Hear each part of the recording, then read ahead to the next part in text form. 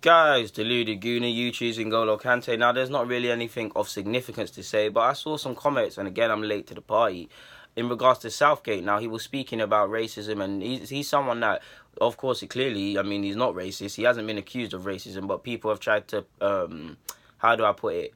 I do want the Rooney rule and all of the, well, I don't want the Rooney rule necessarily. I don't believe you should get him a job just because you're black, but there needs to be a middle ground where candidates of different colours and things like that can get an opportunity. People have got at Southgate because he doesn't have any black coaching staff and things like that, which I don't believe is necessarily right. I believe if you look at, I'm pretty sure I looked, if you look, I believe he's only made one full-time appointment in his whole managerial time with England and things like that, maybe even longer. But if that might not be right, but if that's true, then we have to allow him. But he said some truth, man. He kept it real. Shout out to Southgate. He was a dead footballer. You might be a dud of a manager, but you said some true stuff. You better mind out they don't come for you and mysteriously don't lose your job.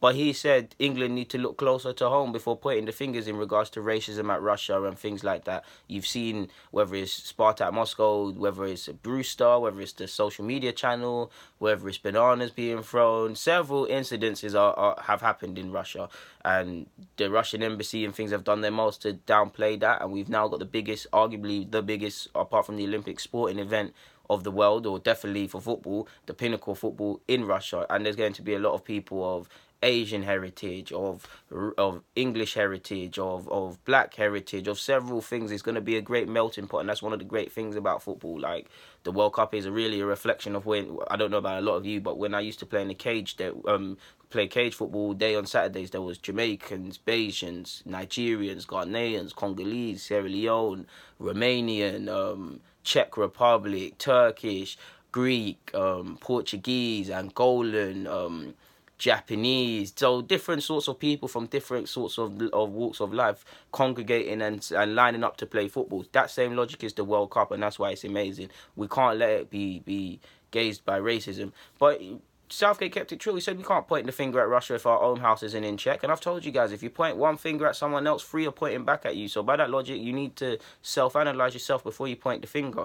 And we've seen a lot, whether it's the papers or social media. Just go and look at Raheem Sterling. Go and look at Daniel Sturridge, Chris Smalling, even Lingard to a degree, and Rashford, the abuse they've had to deal with, whether historically we've had to deal with a lot, man. Like, I mean, just the other day, I think Paul Ince was the first black captain for England, so we're actually not that far ahead. Even if you go and look at the under-16s, which Southgate highlighted, they get a lot of abuse. I think Bobby Duncan, well, he's not black, but Bobby Duncan,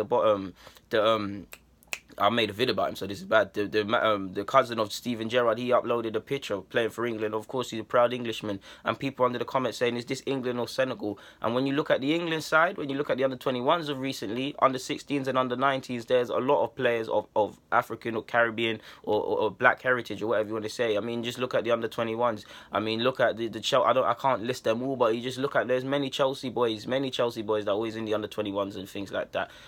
So it is quite harsh, man, and it does hurt to see this. I mean, the boys are 50. If you're playing under 16s, you're what, 15, 16 at a push. You don't have to deal with that, and you shouldn't have to deal with that. Now, people will say it's just trolling and people being annoying, and that's all true, but it's still racism. It's still problems. We're never going to be able to deal with it. We know in 2018, we like to think we've progressed a lot as a society in general, but we really haven't. I mean, you see it, whether it's in Italy, whether it's here, you're seeing, and the Brexit stuff, there's all sorts of stuff. I don't even want to get into all of it. And on top of, let's be honest as well, as English society and English fans, we all are guilty of it. Me, myself, we like to point the finger at other people, other countries, and when our house isn't in check. I mean, let's even if we look at the hooligan thing, how many racial incidences have you seen of hooliganism, I'll point to that. How many racial incidences have you seen in the Premier League or in the top divisions alone? Just focus on the Prem. If you go and read any kick it out report, racial incidences at games, whether it's grassroots or Premier League, are rising. So what does this tell you? These things are getting mad.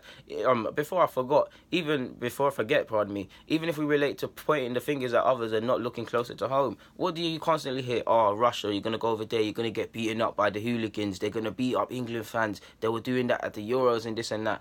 But go and look at what English fans have done in the Champions League every so often when they go to other countries. In fact, go and look at what English fans did in Holland. Like, go and look at it. Like, go and look at it. I'm not critiquing, I'm not doing this. I'm not a fan of throwing stones from a glass house. Like, you can't say these fans are gonna do this and that, and you're going over there and ruining people's livelihoods and just acting a fool.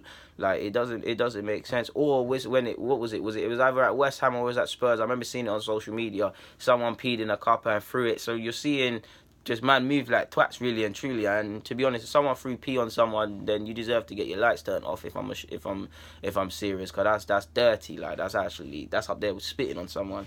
I ain't got nothing more to say on this front, man. Guys, deluded Guna, YouTube's N'Golo Kante, man. I just thought Southgate, I mean, he said a lot, but ultimately he didn't really say anything. And I thought, you know what? Really, how often the managers, especially managers that are not like they're not from that reality, how often do they come out and speak? And he kept it trill.